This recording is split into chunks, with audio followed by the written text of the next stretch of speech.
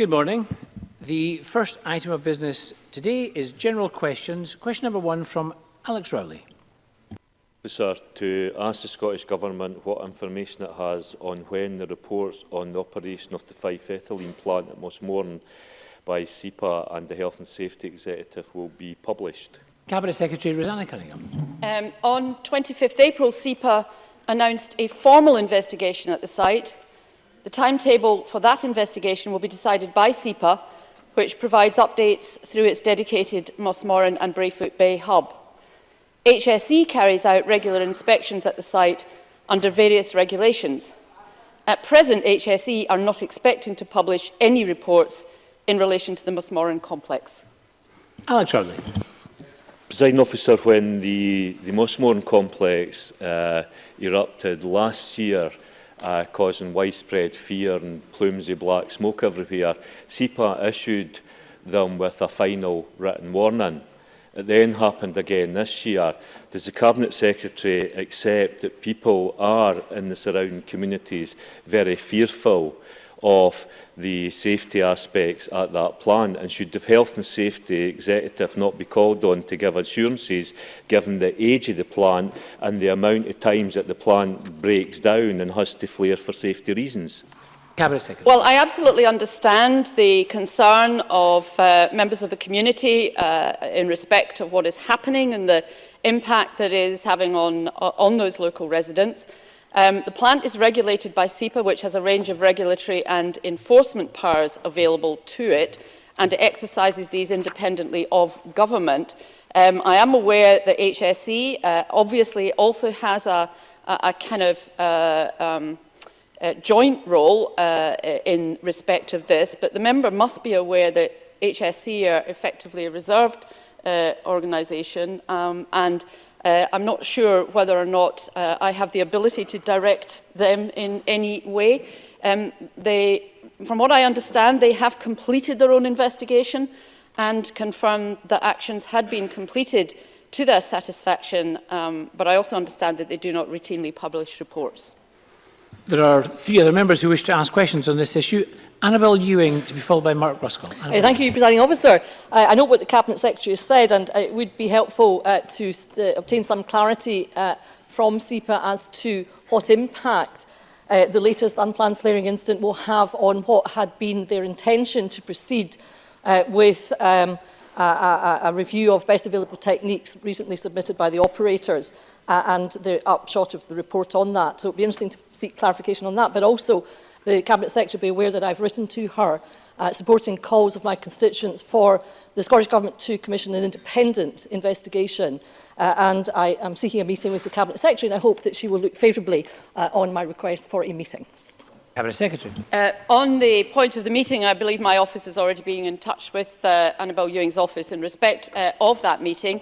It is the case, as I indicated to Alex Rowley, that we do understand the huge impact that unplanned flaring is having on local residents. I am aware of the work that SEPA has been doing in terms of best available techniques. That is obviously a key step in identifying the way forward and improving performance on the site. SEPA are currently reviewing these technical assessments with a view to providing a summary update imminently. Mark Ruskell, to be followed by Alexander Stewart. Mark Ruskell. Following last year's investigation, permit variations were served on the operators, requiring them to introduce best available technologies to tackle noise and vibration. However, in a letter that I received from the SEPA Chief Executive just last week, he told me, and I quote, that previous reviews had concluded that best available technologies were being used at the installation already. So what was the purpose of these permit variations if those technologies were apparently already in place? Cabinet Secretary. Well, I don't know that I have very much to add to the answer I've given Annabel Ewing in respect of what SEPA is doing with that. They're reviewing the technical assessments with a view to providing a summary update imminently, and I'm anticipating that those members who have a particular interest in this will be awaiting the publication of that summary update with interest. And Alexander Stewart. Thank you, Presiding Officer. Some members are calling for the plant's closure, and I certainly am not one of them, because I do believe that as a major employer to the area is vital. But what we do need is a robust maintenance plan implemented that we can give reassurance to the community, and I would ask the Scottish Government what they're doing to facilitate that.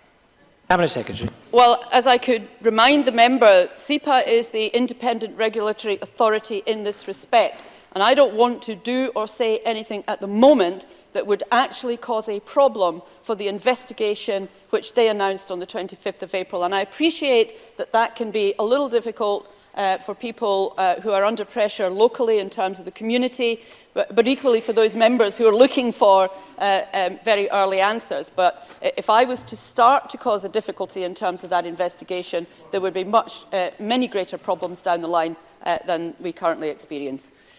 Thank you. Question 2 has been withdrawn. Question number 3, Bill Bowman. To ask the Scottish Government what progress has been made in addressing the areas for improvement identified in the Healthcare Improvement Scotland report, review of adult mental health services in Tayside. Cabinet Secretary Jean Freeman.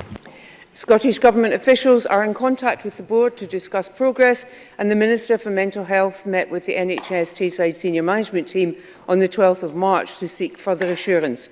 Healthcare Improvement Scotland have also followed up on their report and provided further feedback to the Board on improvement priorities. Given the gravity of concerns raised about provision in Tayside, the independent inquiry into mental health services was established in May last year as an overarching review into mental health services in Tayside. Bill Bowman. I thank the Cabinet Secretary for that response. In recognition of Mental Health Awareness Week, I met volunteers in Dundee regarding adult mental health facilities. They wanted me to ask you if you knew that there is still no out-of-hours mental health crisis service in Dundee. So, Cabinet Secretary, did you know this? And is it time you delivered on the SNP commitment of 24-hour mental health crisis care in Dundee? Cabinet Secretary. I'm grateful to Mr Bowman for that follow-up question. That issue has not been raised with either I or the Minister for Mental Health. If he would care to provide details of that, then we will certainly look at it. I know that the provision of a 7-day service for the people of Angus is being pursued, and with new provision coming on stream, and we're very happy to consider any particular issues that may be getting faced in Dundee and resolve those as we are doing elsewhere. Question number 4, Jackie Baillie. To ask the Scottish Government what funding is provided for social work services and how it ensures that these services are adequately staffed and have the appropriate facilities and resources to help children and families. Minister Marie Todd. The Scottish Government are delivering a funding package of £11.2 billion for local authorities this year. Compared to 2018-19, this is a real terms increase of £310 million or 2.9% for essential public services, including social work. However, it is the responsibility of individual local authorities to manage their own budgets and to ensure adequate staffing, facilities and resourcing for social work services for children and families. Jackie Baillie.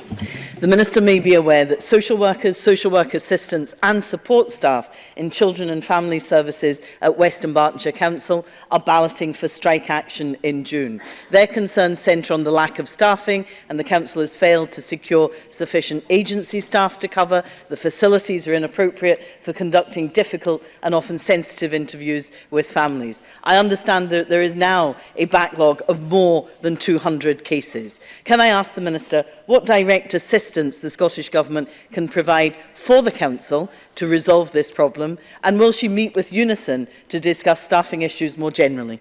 Minister. I'm aware that there is industrial action balloting. Any industrial action that would affect services would obviously be really regrettable, and I hope that it can be avoided. I would encourage all parties to work together to seek a resolution to this dispute. My officials are in close contact with Western Bartonshire Council, and the Health and Social Care Partnership and the Care Inspectorate are all monitoring the situation. And I do understand that the Council is making progress with the issues of concern to Unison and their members, and that they have invited Unison to contribute to this work. We're liaising with the Care Inspectorate to support Western Bartonshire Council, and the Health and Social social care partnerships in their work to ensure the delivery of services and the continued protection of those at risk. And of course, this government is committed to supporting strong trade unions in Scotland for the benefits of workers in our economy. So I'm more than happy to meet with Unison in future. Question number 5, Elaine Smith. Thank you, Presiding Officer.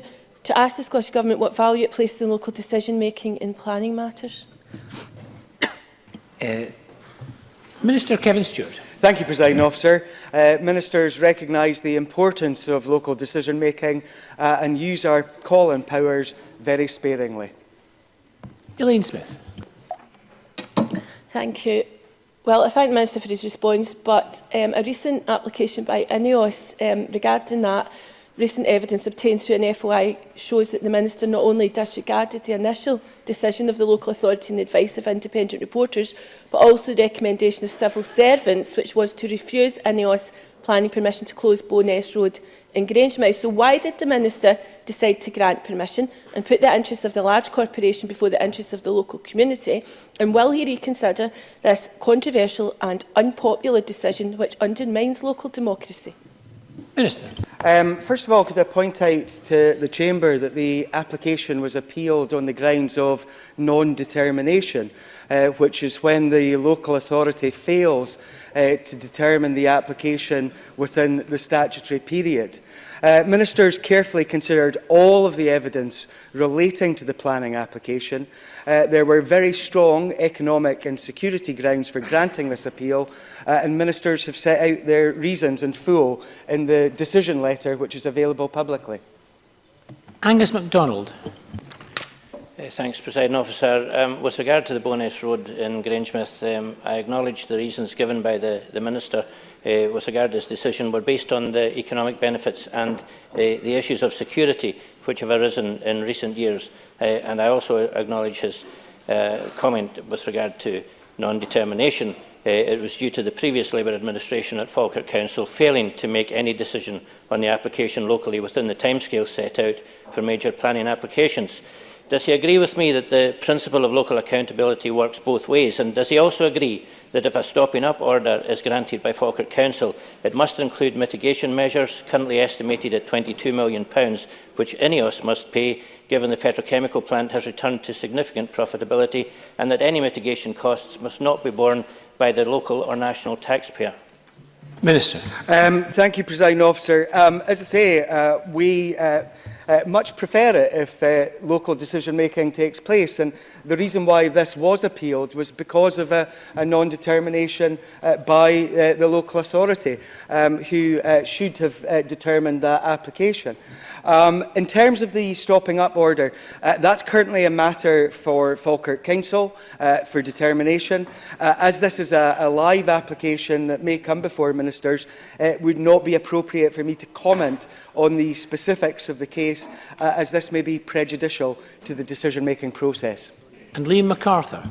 Thank you very much. The Minister may be aware that earlier this month the reporter overturned a decision by locally elected members of Orkney Islands Council to refuse applications by Holyrood Energy for 2 local wind farm developments. Constituents have been in touch with me to question why such a sensitive decision with significant local public interest was left to be taken by an official rather than by ministers. So can Mr Stewart please explain why this decision was not called in by ministers? Minister. I believe that I've written to Mr MacArthur on this issue in some depth. I always am wary of that special place in the ministerial code for the planning minister when it comes to talking about particular applications. So if Mr MacArthur has any other queries on that one, from the letter that I've sent him, I'd be happy to respond to him further on that issue. Question number 6, Graham Simpson. Thank you. To ask the Scottish Government what analysis the Housing Minister has undertaken of whether complaints against property factors and letting agents are being effectively resolved through the first-tier Tribunal for Scotland Housing and Property Chamber. Minister Kevin Stewart. Thank you, Presiding Officer. The first-tier Tribunal for Scotland is an independent judicial body, and so we're unable to comment on or intervene in its decisions. In accordance with the Tribunal Scotland Act 2014, the Lord President is responsible for making and maintaining appropriate arrangements for securing the efficient disposal of business in the Scottish tribunals. The President of the Scottish Tribunals will prepare an annual report about the operation and business of the Scottish Tribunals and how they have exercised their functions at the end of each financial year. That report will be provided to the Lord President, who must publish the report. Graham Simpson. I thank the Minister for that answer and for his letter of Tuesday spelling out the legal position around letting agent enforcement orders. I've been contacted by numerous constituents with problems caused by either a letting agent or a property factor. I've done some analysis of enforcement orders issued by the tribunal and found that despite receiving orders, some companies governed by a code of conduct continuously ignore the orders and are getting away with it scot-free. The first tier tribunal for Scotland lacks transparency when disclosing details of those who continue to break the law and ignore these orders. They told me they've issued 26 enforcement orders and half have not been complied with.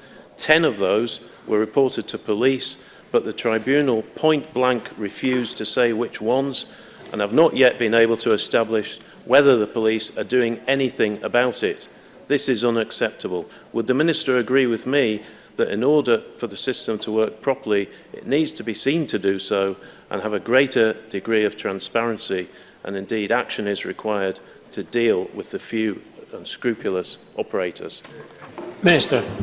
Thank you, Presiding Officer. And I start by apologising to Mr Simpson if I don't cover all aspects of this, because I had some difficulty in hearing all that he said during his question. Failure to comply with the letting agent enforcement order or a property factor enforcement order are offences and are a matter for Police Scotland to investigate. And where ministers are notified by the tribunal of a failure to comply with an enforcement order by a registered agent or factor, Scottish ministers will, where appropriate, contact the business to highlight their legal requirements and the consequences of non-compliance, including the risk that they might be removed from the register, making it unlawful for them to continue.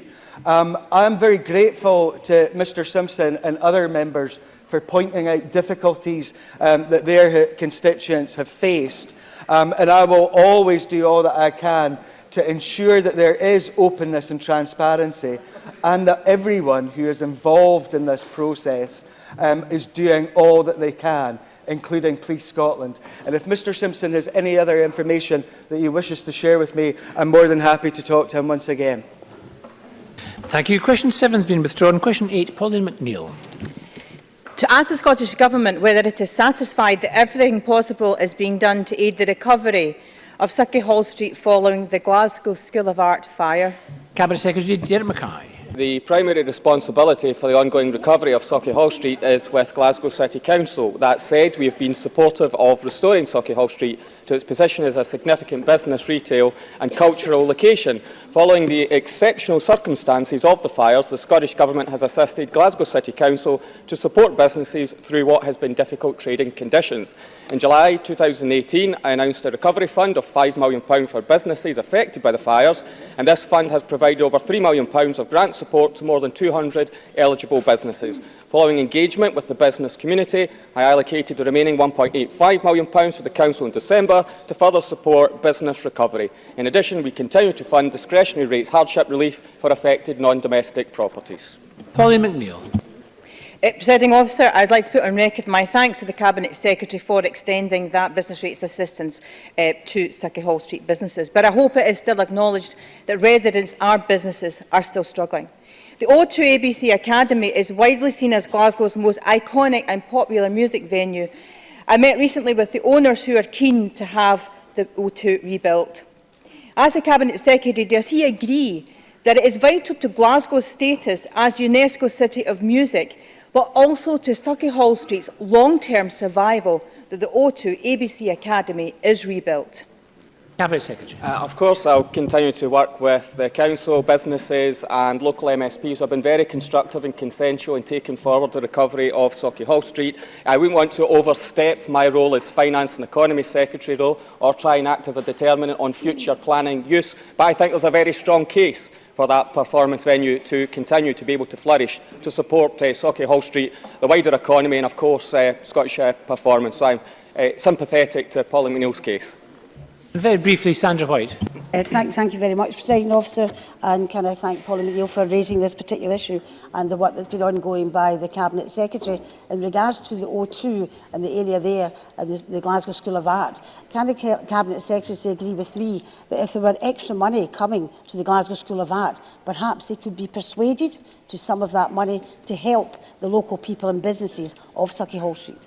Cabinet Secretary. As I say, I'm more than happy to continue to engage with business support, with retail support, with the vision for the Avenues project itself. And as I said just moments ago, there's been a good cross-party approach to this. I hope that that will continue so that Sauchiehall Street and the economy of Glasgow can flourish. Thank you very much. And that concludes general questions. But before we move to First Minister's questions, could I invite members to join me in welcoming to our gallery the Honourable Colin Brooks MP, Speaker of the Legislative Assembly of Victoria.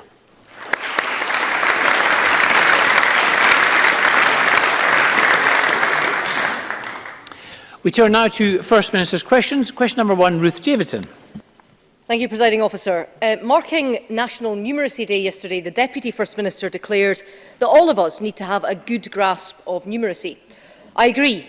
So, can the First Minister tell us how much has numeracy attainment improved or declined in our schools since she took office? First Minister. Well, I want to pay tribute to national numeracy initiatives. I think the Deputy First Minister managed to spell it correctly when he's promoted it this week. The UK Skills Minister managed to refer to National Numeracy Week. But anyway, that aside, we see improving attainment across our schools. For example, we see an increasing intake in terms of STEM subjects generally. I'm more than happy to provide the specific numbers on maths for Ruth Davidson later. I don't have them to hand right now. But across the range of subjects in our schools, we're seeing attainment rising. And of course, we're also seeing the attainment gap closing. And that's why we want to continue that progress in the months ahead. Ruth Davidson. Well, I thank the First Minister for that answer, but she won't be able to send me the specific numbers later because she can't give specific numbers. And that's because the Deputy First Minister cancelled the only national survey on numeracy standards we had, which previously allowed us to see how things are going. And that means, as this Parliament's Education Committee declared, no meaningful conclusions on upward or downward trends can be reached at a time of reform within Scottish education. So the Deputy First Minister tells us this week that it's important to have a good grasp of numeracy standards, yet under this SNP government, we have no grasp on how those standards are faring. Does that strike the First Minister as acceptable? First Minister. If it was true, it wouldn't be acceptable, but it's not true. I mean, we provide, under the achievement of CFE levels data, which replaced the Scottish Survey of Literacy and Numeracy, we provide more data at all levels of the system, crucially to underpin improvement activity than we have ever done before. And the problem with the Scottish Survey of Literacy and Numeracy is that it did not provide data at school or local authority level. And Ruth Davidson doesn't have to take my word for that. In its review of education in Scotland in 2015, this is what the OECD said about that sample approach. It said the light sampling of literacy and numeracy at the national level has not provided sufficient evidence for use in evaluative activities or for national agencies to identify areas of strength. So that survey wasn't providing the information that we needed. That's why we have replaced it with the achievement of CFE levels data, which does provide the information at not just national level, but school and local authority level as well. I thought that's exactly the kind of progress and improvement that Ruth Davidson might have welcomed. Ruth Davidson. But First Minister, the OECD said to improve SSLN. It didn't say to cancel it. And it's clear from the First Minister's answers that she hasn't actually read what the Education Committee had to say. And the problem is this. New assessments, which we support at P4, P7 and S3, are not comparable, have a listen, They are not comparable. They cannot show a trend, there is no baseline, and they will take time to bed in. And in the meantime, we have no idea whether standards in literacy and numeracy are rising or falling. And the committee was quite explicit. There is a 5-year gap in our knowledge because of the actions of this SNP government. And the committee is worried that we're losing the data we need for Parliament and wider society to hold the government to account for its performance on education. A direct quote. I share the committee's concerns. Doesn't the First Minister share it too? First Minister. We always pay attention to what committees of this Parliament say, and we will continue to do that. I just want to pick up Ruth Davidson's something she said there about assessments in primary schools. She said very carefully that the Tories support them at P4 and P7. Of course, omitting to say that in their manifesto in the 2016 election, they supported them at P1 as well. Just another example of Ruth Davidson's now legendary flip-flopping on every conceivable issue. There is no policies in the Tories, and there's not an iota of principle either under Ruth Davidson. But on the achievement of CFE levels data, of course it provides a trend. This is information that is published at school and local authority level each and every year, allowing people to look at the trend data, to look at the improvements where they've been made, and of course to look at whether there are any issues that require to be addressed. I think that's important progress. Ruth Davidson said the OECD said they wanted improvement. That is the improvement that we have provided to deal with the deficiencies in the survey of literacy and numeracy. There's more data now about pupil performance in our schools than there has ever been before. And of course later this year we'll get the latest iteration of the PISA international study as well. So there's more information about schools' performance than ever before. And crucially, what all of that shows is that we're making progress in raising attainment and closing the attainment gap, which is maybe what Ruth Davidson's a bit disappointed about. Ruth Davidson. What the First Minister doesn't get is that if you're the mum of a 7-year-old now, you're not going to know until your child is a teenager whether this country is getting any better at teaching maths or not. And the reason for that, it's true, the reason for that is that the old national survey, you might want to listen to this, the old national survey showed that standards were declining, so that this SNP government got the blame and then it cancelled the survey. That's what happened, and it's left parents without any idea as to whether standards are going up or down. And here are the figures that we do know about Scottish schools and numeracy. We've lost more than 400 maths teachers since this SNP came to office. Vacancies have gone up in the last 2 years. And the last time we did measure numeracy in our schools, we found that Scottish education had gone backwards under this government. I think that parents deserve to know what's happening in our schools, so why has this First Minister left them in the dark? First Minister.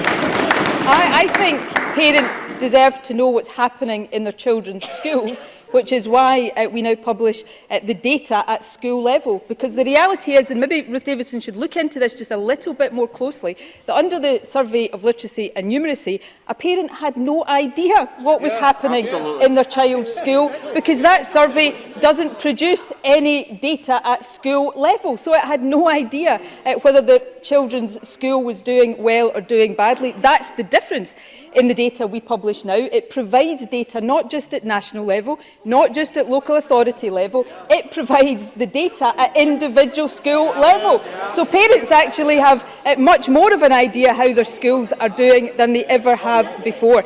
And in terms of, well, Ruth Davidson said, is it going up or down? Attainment in our schools is improving and the attainment gap is closing. These are the facts Ruth Davidson doesn't like.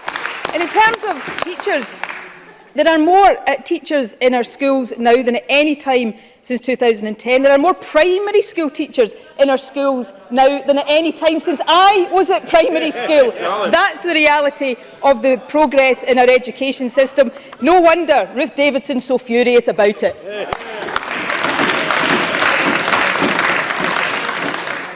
Thank you. Question number 2, Richard Leonard. Presiding Officer, this week is Mental Health Awareness Week. And as a society, we are increasingly open about and understanding of mental health. But we must also recognise that we need to do much more to get our mental health services right, especially at the point of crisis. A year ago, the government announced that an independent inquiry would look at end-to-end mental health services in Angus, Dundee and Perth and Kinross. When the then Cabinet Secretary for Health announced the inquiry, she said, "It is my aspiration that the independent inquiry will be seen as a force for good. The inquiry needs to be seen as a positive thing." First Minister, do you think that this aspiration is being met? The independent inquiry hasn't reported yet. It is an independent inquiry by definition. Therefore, the Scottish Government is not in control of the timing of that publication. When it is published, we will look at it closely, as I'm sure Parliament as a whole will, and we will implement any recommendations from it, and we will encourage NHS boards to do likewise. Richard Leonard is right to raise mental health. This is, of course, Mental Health Awareness Week. I think it's important that we continue to tackle the stigma, that we invest more, as this government is doing, in preventative mental health services, but that we also continue to make sure that we are investing in specialist care when people need that. One of the issues, for example, and it's just an example, but I'm citing it because Richard Leonard has raised it previously with me, is the issue of rejected referrals in the CAMS service. Rejected referrals, because of the action we're taking, are now on a downward trajectory. That is progress, but there is more progress to make, and we are determined to make it. Richard Leonard. I hear what the First Minister says, but can the First Minister listen to these words? Words which I heard just this morning. Nothing seems to have happened. We're not kept involved. It's definitely not transparent. This is the view of Gillian Murray, whose Uncle David's suicide in October 2016 was one of the tragedies which led to this inquiry. So it's clear that for the families involved, those founding aspirations of the Cabinet Secretary are not being met.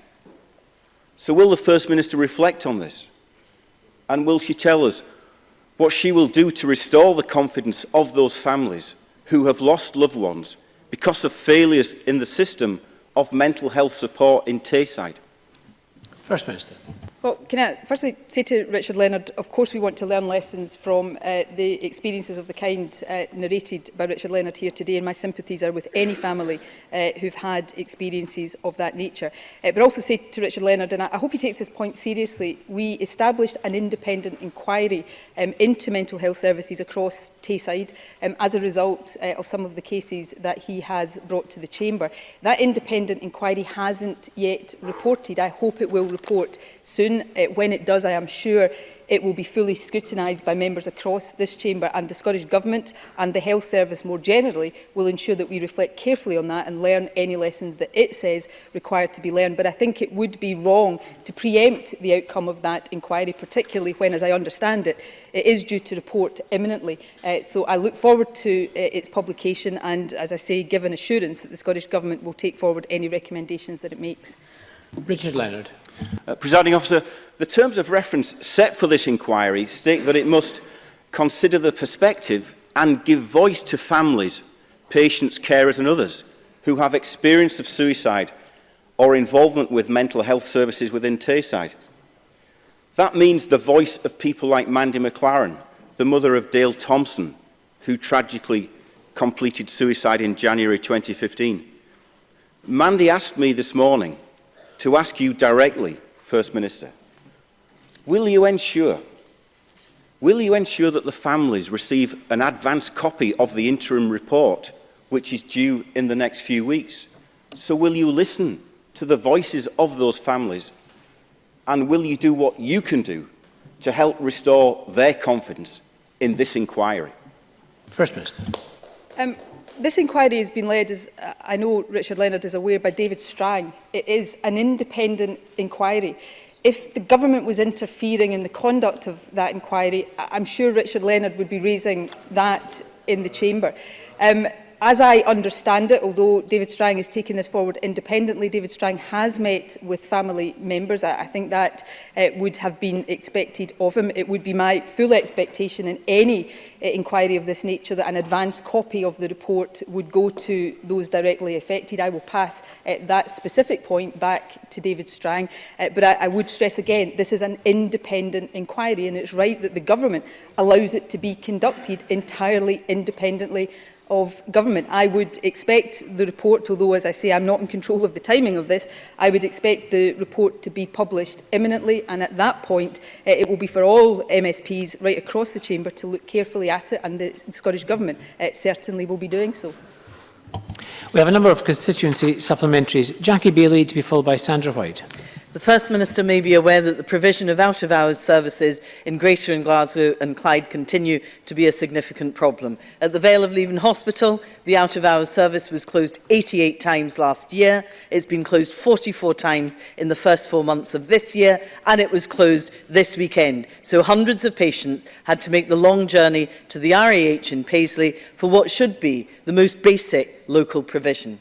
Will the First Minister ensure that out-of-hours services are improved and retained at the Vale of Leven Hospital? First Minister. It has always been our intention since I was Health Secretary to ensure that as many services as possible, out of hours and other services, are retained at the Vale of Leven Hospital. The Health Secretary has advised me she's due to visit the Vale of Leven Hospital next month, and I'm sure she will have these discussions with staff there. Specifically on the issue of out of hours, I would expect NHS Greater and Glasgow Health Board, as I would expect all health boards, to take every measure possible to ensure safe and sustainable out of hours services. I know there have been some issues recently at the Vale of Leven, but I would expect the board to work hard to rectify those so that those services are there locally for the people who need them. Sandra White, to be followed by Edward Mountain. Thank you very much, Presiding Officer. The First Minister will be aware of the issue regarding Sabir Zazé, Chief Executive of the Scottish Refugee Council. Glasgow University, which is my constituency, are awarding Sabir an honorary doctorate, and yet the Home Office are refusing his father a visa to enter the UK to attend the ceremony, which is absolutely disgraceful. First Minister, are there any steps whatsoever that the Scottish Government can take to apply pressure on the UK Government to ensure Mr Sabir's father can enter the country and attend this very significant ceremony? First Minister.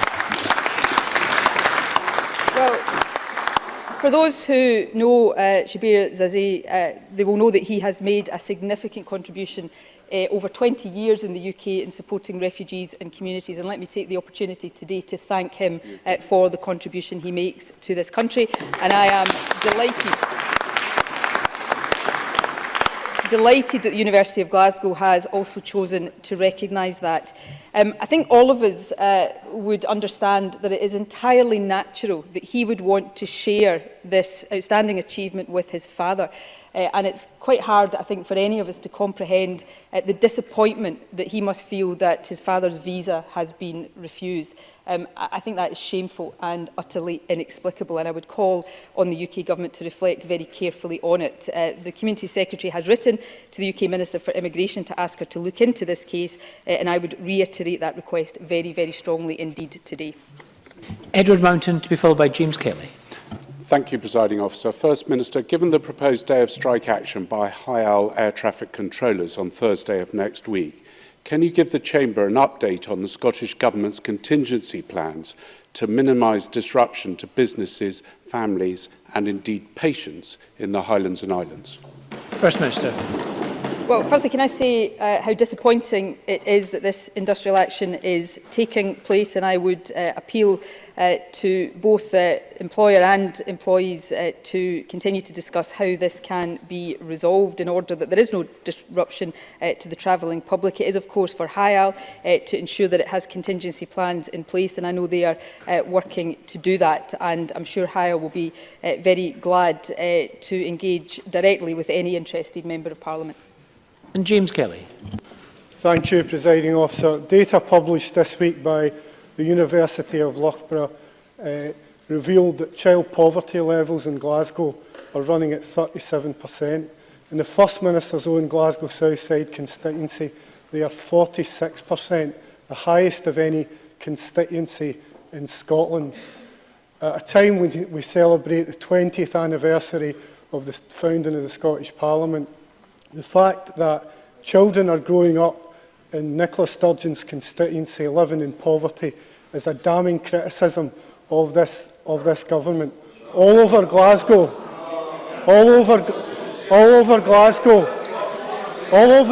Order, please. Children are growing up hungry and in overcrowded houses.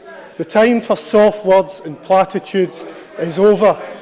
First Minister, what will you do with the powers at your disposal to give these kids some hope and lift them out of poverty? First Minister. Well, firstly, can I say that child poverty in Scotland is too high? I've said that previously. Of course, child poverty in Scotland is lower than it is in any other part of the UK, but it is still too high. That is why we are taking action to mitigate the impact of welfare cuts. It's why we are providing more support to low-income families through, for example, the Best Start grant. It's why we're tackling the root causes of poverty. It's why we're investing record sums in affordable housing across the country. And it's why, of course, we will bring forward plans for an income supplement.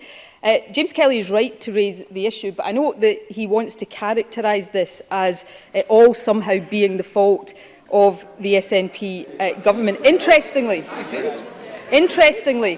the End Child Poverty report that was published yesterday actually found that Wales was the only part of the UK to see an overall increase in the percentage of children in poverty in the past year.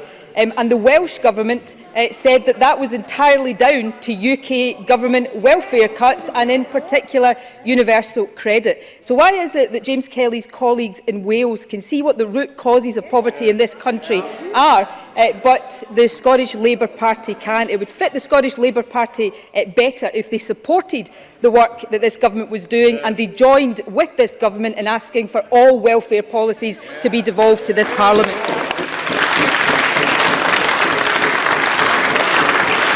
Question number 3, Patrick Harvey. Thank you, Presiding Officer. Over a decade ago, the first budget concession the Greens ever won from the SNP was the Climate Challenge Fund. Since then, it's funded over 1,000 communities across Scotland, helping them waste less, switch to greener, transport, grow food locally, and much more. We've been hearing of communities losing their grants, and this morning, the Ferret reports the true scale of what's happening. Total funding at its lowest ever level, funding for new projects slashed in half, and scores of projects which were recommended for grants turned down. That includes South Seeds in the First Minister's own constituency, where 3 members of staff have been made redundant and tens of thousands of households and residents won't get the services they need. Now that the First Minister has declared a climate emergency, why is the government sacking our first responders? Minister. Well, the Climate Change Fund is the only fund of its kind in the UK, and I think it is important that that is the case. There are always a large number of applications for the fund. I know how competitive it is from the example of South Seeds in my own constituency. 22 new projects were funded this year. It's important to point out, though, that that is in addition to the 65 projects that were funded last year that now have a second year of funding, and the total spend this year will be £8 million. The total spend across 2019 to 21 will be more than £9 million. And of course, the Climate Change Fund is part of the overall Sustainable Action Fund, which has seen an increase in funding this year. That said, as I have stated in the Chamber in recent weeks, all of our policies require review in light of the report of the Committee on Climate Change, which has led us to increase our emissions targets, and that will include looking at the role of the Climate Change Fund in supporting communities to play their full part in tackling climate change. Patrick Harvey. Well, the government has started a review of this fund, but then pulled the rug from under people before that review is finished. And the budget as presented to Parliament included funds for this scheme. We would certainly not have approved it if it had set out this cut. Last year, this fund helped 65 new projects across Scotland. This year, it's just 22. And 43 of them, 43 projects recommended for approval by the Independent Grants Panel, have been turned down. These aren't just numbers. These are people. These are people committed to taking climate action and being leaders in their communities. Projects are being abandoned and jobs are being lost. Look, when the Greens criticise the government for handing cash to the fossil fuel industry or the arms trade, the response is jobs, jobs, jobs. Well, these jobs matter too. This is a serious mistake. Will the First Minister step in and replace the lost funding for the communities that have been affected by this cut? First Minister. Well, I do think these are important issues, and just to reiterate a point that I think was lost there, that the 65 projects that were funded last year also have funding in this year. The 22 are over and above that. So, as I said a moment ago, the total funding this year is £8 million.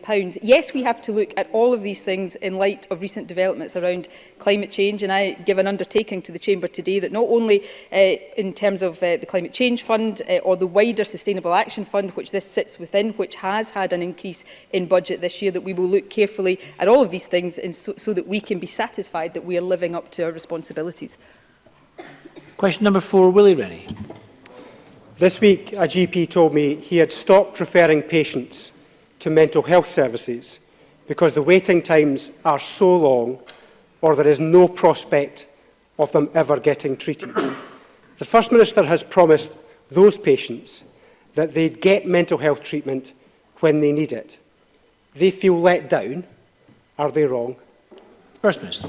I think any patient that waits longer for treatment than we want them to wait, than the targets say they should wait, is entitled to feel very aggrieved about that. So I would apologise to any patient in those circumstances. In terms of waiting times, generally, we are and Jean Freeman has set this out to the Chamber, we are investing £850 million to meet waiting times targets. In terms of mental health, we're investing significantly to improve mental health services, not just specialist services, but preventative and community services as well. That is particularly important around CAMS, child and adolescent mental health services, where we now see the average waiting time falling, and as I said, rejected referrals down. So there is work still to do, but we are investing and we are pursuing the policies that are about getting the right treatment in place for people when they need it. Willie Rennie. If warm words could treat people faster, the First Minister wouldn't have thousands of people waiting for mental health services. 1 in 5 people are waiting over 18 weeks. Some are waiting as long as 2 years, and some never get any help. The First Minister says she takes this seriously, but her government's mental health strategy was 15 months late. The suicide strategy was 20 months late, and it is 700 staff short of its own recruitment plan.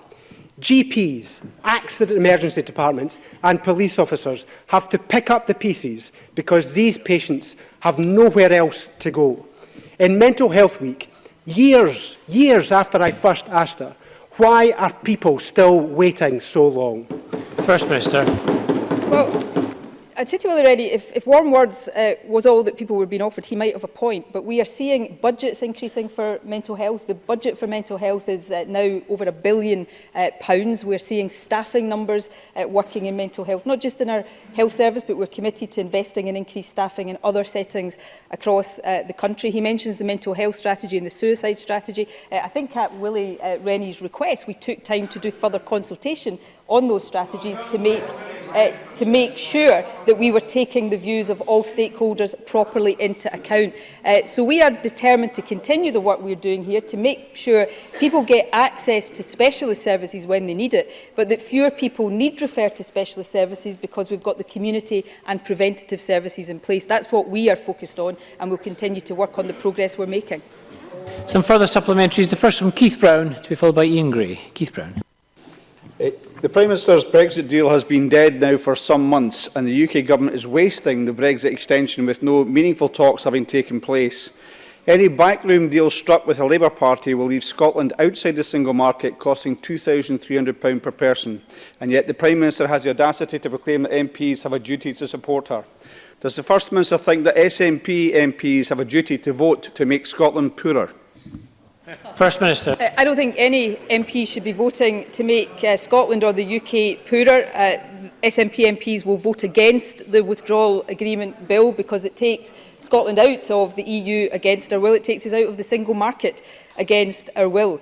The fact is, the Prime Minister is only bringing this withdrawal agreement bill forward to buy herself more time. It's about preserving her own party, though I'm not sure those attempts are going to be successful. It's not about acting in the best interests of the country. The Tories' actions and behaviour on Brexit is utterly shameful, and I think in an electoral sense they're probably going to get what they deserve in Scotland next week at the European elections, and people quite rightly will be expressing the degree of anger they have at this whole Westminster Brexit fiasco.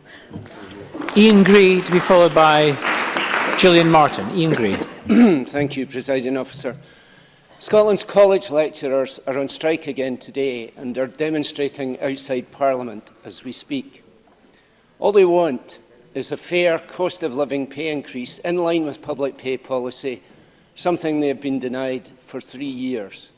Their employers remain intransigent, determined to conflate this claim with the quite separate introduction of national pay scales. Will the First Minister intervene now and get the colleges to agree a fair settlement? And if not, will she come out with me after FMQs and explain to those lecturers, to their face, why not? First Minister. It always kind of amazes me the number of times that Labour members, proud trade unionists, get up in this chamber and ask me to intervene in national bargaining between employers and trade unions. I want to see this dispute resolved. I think it is deeply disappointing that talks didn't manage to build on the positive progress that has been made over the last few weeks, and I would appeal to both sides to get round the table, to stay round the table and to resolve this issue. The Scottish Government, of course, is funding in full the additional costs of the harmonisation of pay terms and conditions, which is around £100 million over 3 years. We're investing heavily in Scotland's colleges, and I would say to the employers as well as the trade unions, but let me focus on the employers, that all of us want to see this resolved, and I hope it is resolved sooner rather than later, but it is the responsibility of those involved in national bargaining to reach that resolution. Gillian Martin. Thank you, Presiding Officer. Brexit still hasn't happened, and yet the damage has already been done. Today there are doubts over whether Thomas Cook, a travel company with 180 years of history, can continue as a going concern.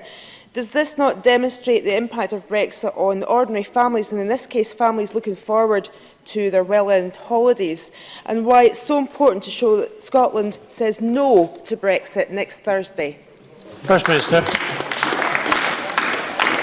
Brexit is having an impact on individuals, businesses, the length and breadth of the country. I visited Glasgow University yesterday to hear about the impact it's having on EU nationals working at or studying at that university. It's disgraceful, the impact that it is having. I think the vast majority of people in Scotland want to see an end to Brexit and an end to this Westminster chaos, so people can exercise that view next Thursday by voting for, well, it won't surprise anybody to hear me say this, voting for the SNP to say quite clearly that Scotland wants to stay in Europe, and Scotland wants an end First to Minister, Brexit. I would rather you didn't.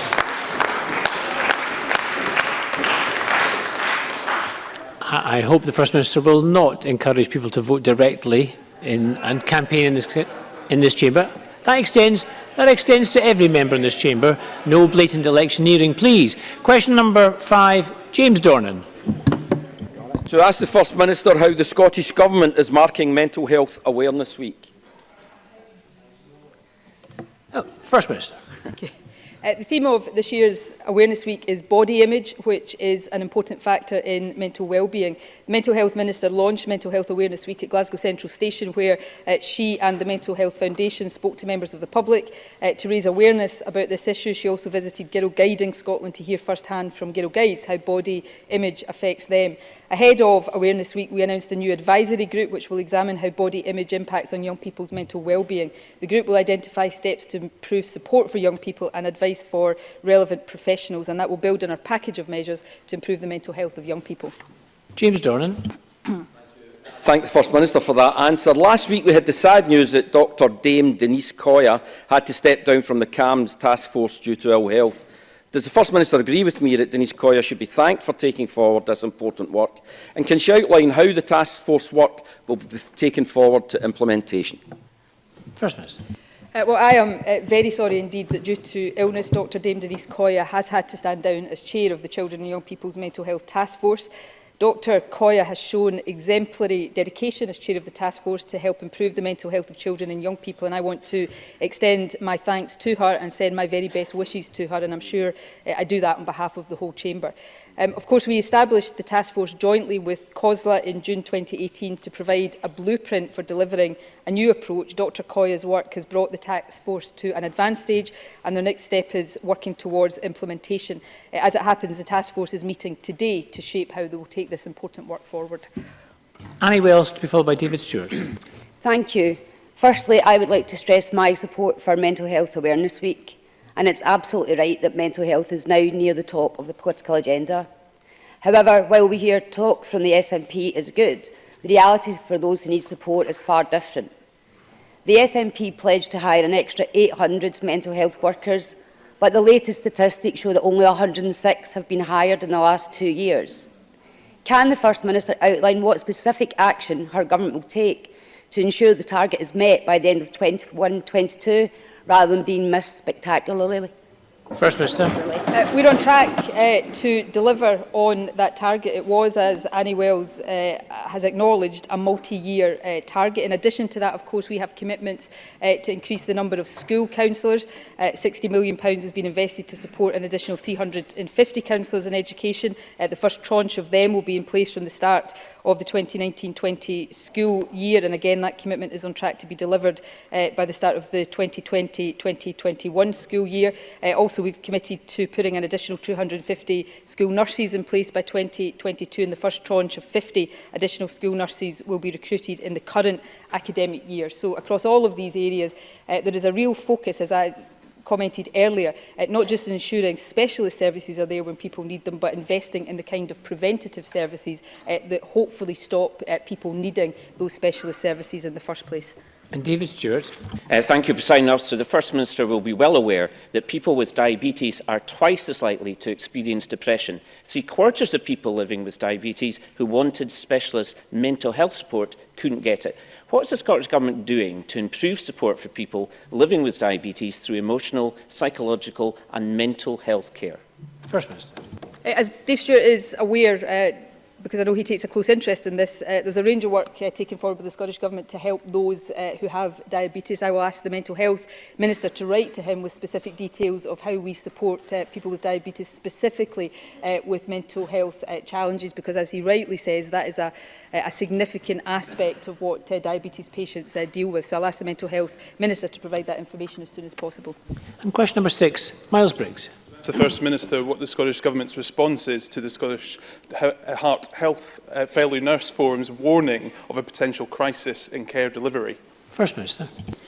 We are committed to improving prevention, treatment and care for patients with heart disease and are taking a range of actions to achieve this through the Heart Disease Improvement Plan. The decrease in mortality rates and in the number of new cases of coronary heart disease over the past decade show that that strategy is having success.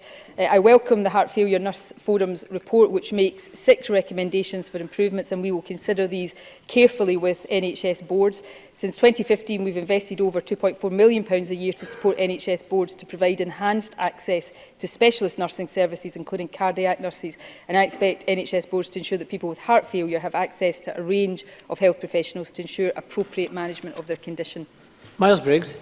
First Minister for the answer, but the report notes that there's been little investment in specialist health failure services over the past 6 years, and there's now fewer heart failure nurses than there were 10 years ago. Nearly 46,000 people across Scotland are living with devastating impacts of heart failure. So can the First Minister confirm today how much the Scottish Government will commit to investing in the delivery of heart failure nurse teams, and given the progress being made in NHS England and Wales in both contributing to the National Cardiac Audit, supporting data-led redesign of service and provision, will the Scottish Government commit to nationally addressing the lack of data support to design better services for patients?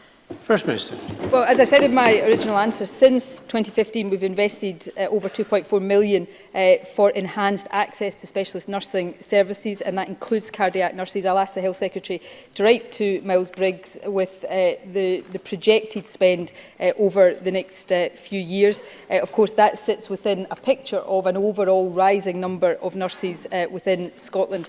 So we'll continue to invest and indeed work with different organisations who have expertise here to make sure we're providing the right support and services for patients. And I think it's important that while there's a lot of work here still to do, and the recommendations made in the Scottish Heart Failure Nurse Forum report are looked at carefully, between 2008 and 2017, the mortality rate for coronary heart disease for all ages decreased by 36%. For the under 75s, the decrease was 33%. So that is going in the right direction. That suggests the actions that we are taking are having success, and we'll continue to make sure that we take that action. And Monica Lennon.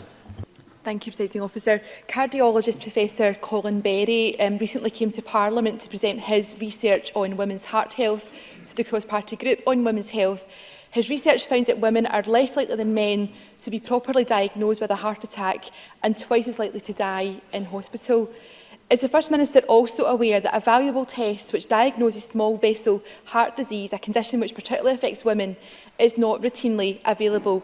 And can she advise what the government is doing to improve women's heart health more generally? First Minister. We are aware of this issue. In fact, the Chief Medical Officer is currently looking at the particular issue that Monica Lennon raises, and indeed she is a real champion for improvements in women's health. It is the case that often the symptoms of heart attacks in women are different to those experienced by men, but many health professionals will be more aware of those traditionally experienced by men. And in fact, a recent book published that I would recommend to everybody in the Chamber, Invisible Women, looks at some of these issues that really systemise some of the discrimination against women in our society. So these are important issues, and I'll give Monica Lennon an assurance that they are actively being looked at by the Scottish Government. Thank you very much. And that concludes First Minister's questions. We're going to turn shortly to members' business in the name of Alexander Stewart on Community Pharmacy Scotland. And we will, but we'll do so in a few moments. We'll have a short suspension to allow members, the public and ministers to change their seats. A short suspension.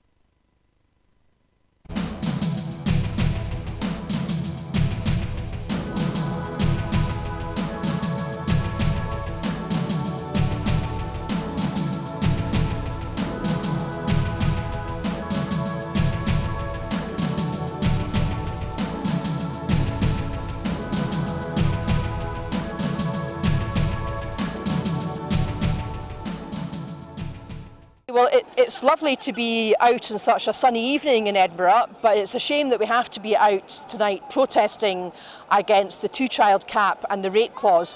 Well more than a year since Alison Thulis, my colleague at Westminster, first spotted it in the small print of a Tory budget. Very glad to see such a huge demonstration today and so many people still coming along 1 year after the rate clause came into force to show their opposition to this vile and despicable policy. The UK government have never been able to justify this policy, and we saw that this week with Esther McVeigh's pathetic attempts to say that the rate clause was somehow double support for women and that gives them some kind of chance to talk about the most appalling and disturbing experience of their life.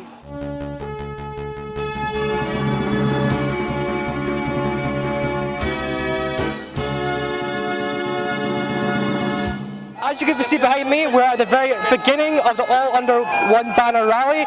You can obviously hear the pipers behind me as events are about to kick off.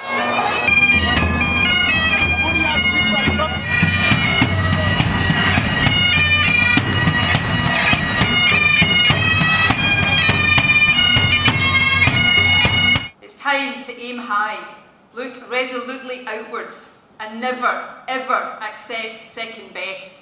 Above all, It's time to believe that we can. We can build that better country we know is possible. And friends, we will. If you enjoy watching our programmes, please help us to be Scotland's independent broadcaster by signing up to become a Broadcasting Scotland supporter.